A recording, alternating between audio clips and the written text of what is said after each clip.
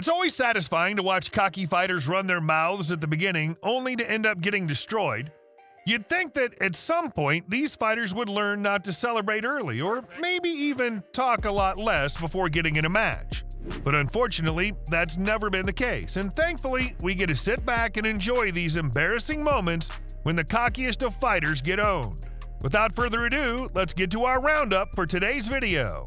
1. Charles Bennett versus Michael McDonald's. Being a fighter requires a certain level of confidence, but these cocky fighters always enjoy exceeding it. We can clearly see this in Charles Bennett during his fight against Michael McDonald's. At the beginning of the match, Bennett's confidence carried him on, and he was doing pretty well. While going at McDonald's, Bennett was also taking blows that didn't seem to faze him. Unfortunately, in just seconds, Bennett found himself in a terrible position. The punch he'd swung towards McDonald's hard jaw had a reverse effect on his hand. So with diminishing confidence and a broken left hand, Bennett had no choice but to throw in the towel. 2. Anan versus Michaelovich.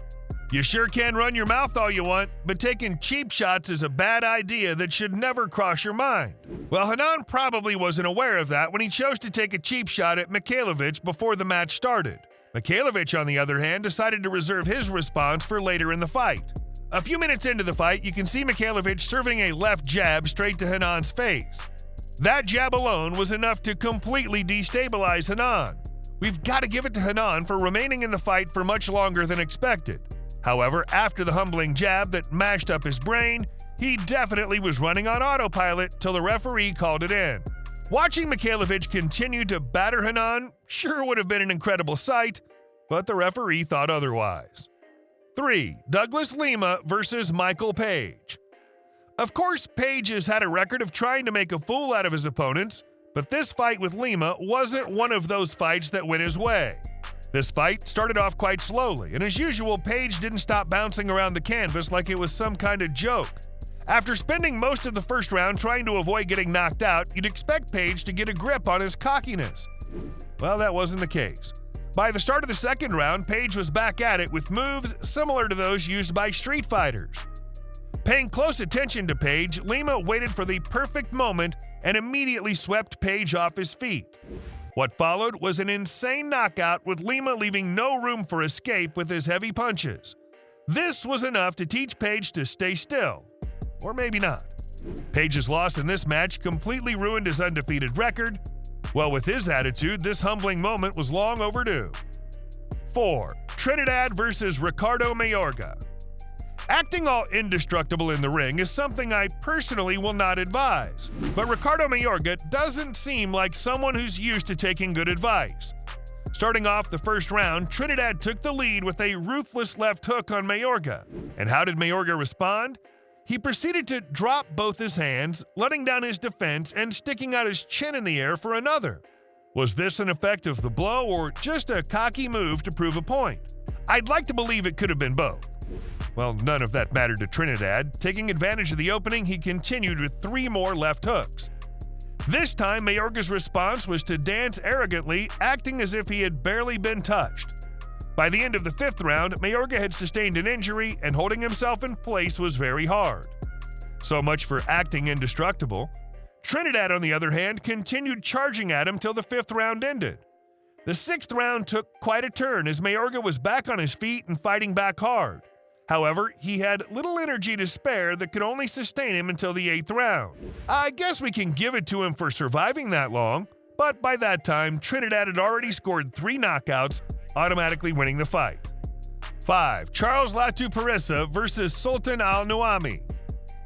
Latta Parisa most definitely has some of the best dance skills, however, he's got to know the difference between a dance battle and a boxing fight. Trying to impress the spectators in Dubai, he pulled off some of his best dance moves and probably forgot the real reason he was there. Unfortunately, barely a minute into the first round, and it was obvious that Sultan was in complete control of the fight as he battered Latta Parisa. Sultan served a left hook to Latta Parisa's torso and directed a right hook to his jaw, completely flooring him for the second time. Following these brutal hits, Latta Parisa tried his best to beat the count, but could barely find his way back to his feet. Are we disappointed that all that performance went to waste? Sure. but it certainly won't be the first time or even the last. 6. Jason R. Solomon versus Amitesh Chavi. If you're going to clown your opponent in a fight, the best you can do is to at least win the fight. But in more cases than not, these cocky fighters always get destroyed in the most humiliating ways ever. Jason Solomon's case wasn't any different from this in his fight against Amitesh Chavi. Solomon had an entire entrance dancing to the ring with the worst attitude and very high confidence. You could say Solomon was doing the most, swinging around in the cage while basking in the crowd's cheers. If only he had a clue how the night was about to change so quickly. If you've seen any Chavi fights, you'll know how intense his punches are. So, in this fight, all Solomon had to do was avoid Chavi's knockout by all means necessary. Unfortunately, it didn't seem like Solomon got the memo. Or maybe he didn't take it seriously. A little homework would have helped him last a little longer in this fight, but clearly he didn't do his. Not a wise move, Solomon. Just after the first bell, both fighters moved to the center of the cage. Solomon started off with the first strike, or at least made an attempt. However, Chavi held him off with an overhand that had Solomon on the canvas. As you'd expect, Chavi won the fight, but that was after he gave Solomon a series of fists to the face till they were separated by the referee. 7. Joe Smith versus Bernard Hopkins. Some people can talk the talk, but unfortunately can't walk the walk. One such person is Bernard Hopkins. Right before his fight against Joe Smith in December 2016, Hopkins took his time to analyze all of the things he was going to do to Smith. But unfortunately, all of that backfired. The fight went on till the 8th round when Smith rained his most brutal blows on Hopkins till he fell out through the ropes to the floor and straight into retirement. While he may have been able to get back on his feet, he was too perplexed to get himself back into the ring before the count to 20 was over. Hopkins walked around for some time, wondering where he got it all wrong. We could list a few places, starting from running his mouth before the fight. But he won't be the first to do such. In fact, let's look back at a much similar case. 8. Mike Tyson versus Peter McNeely. In August 1995, after a 4-year layoff, the legend Mike Tyson was back to professional boxing, set to face Peter McNeely. As unrealistic as this may sound, this battle lasted for only 89 seconds. In just the first 10 seconds after the bell rang, Tyson had already served a straight that had his opponent down on the canvas. 20 seconds later, and Tyson had done it again. This time, the legend went in with a right uppercut that once again had McNeely on the ground. At this point, it was obvious that Tyson had done some damage to McNeely during the fight. To prevent any more damage than the one already inflicted, McNeely's manager immediately sprung into the ring while the referee ended the match. To think this was the same man that told the world to watch him kick Tyson's ass.